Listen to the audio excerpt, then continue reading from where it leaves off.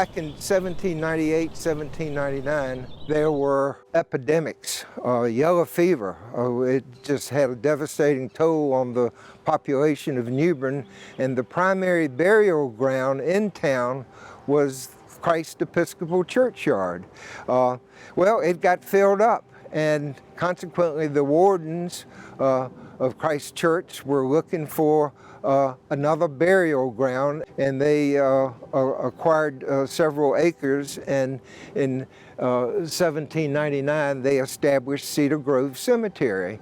They named it that because of a beautiful stand of cedar trees. 1853, they deeded it back to the town of New Bern, so they no longer owned it.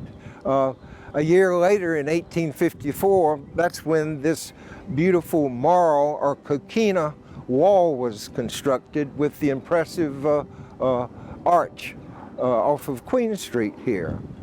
And not until the 1920s, that's when it assumed its current size. And in 1938, they expanded further with the acquisition across the street, the George Street extension. These monuments and tombstones are some of the most beautiful and rare, actually. It's called funerary art, 19th century funerary art. As well as, if you look around these mausoleums, there are a variety of different architectural styles of the mausoleums. The gates are cast iron and just reflect a different time in the life of this cemetery. We're standing at the grave of William Gaston, who I believe arguably was the most important man to ever live in New Bern or even North Carolina. William became a senator, a North Carolina state senator, as well as representative. He also was eventually a North Carolina Supreme Court justice. He was a jurist. He was on the North Carolina Supreme Court, which he helped to create. Gaston died in 1844, but not before he had made his mark as a strong proponent of tolerance and civility. Important things that we in North Carolina could continue to learn from.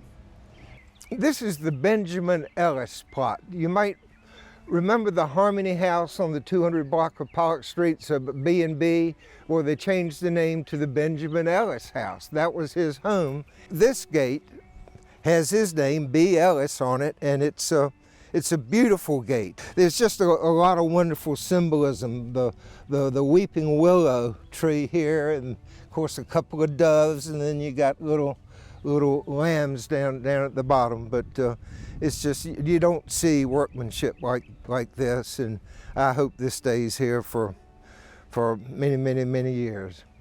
This is the Confederate Memorial. 1866, after the Civil War, a group of ladies, New Bern ladies, formed the Ladies Memorial Association. This is in essence a grave marker. And this wonderful metal plaque in memory of the Confederate soldiers killed during the Battle of New Bern, North Carolina, 1862, interred in a vault beneath the monument. There's a brick vault. And when I was a little boy, this slate wasn't here. There was a metal gate, and they, of course, had it chained and locked. There's 67 young men from various states in the South that died as a result of the Battle of New Bern and are interred here and at peace. This is the Isaac Taylor plot. Isaac Taylor is one of my heroes, always has been. He was a maritime merchant, and he did quite well. You're familiar with Glen Burnie Boulevard. Glen Burnie was the name of his plantation, and he lived on Craven Street. The Isaac Taylor House is the federal brick house, 3-4 stories.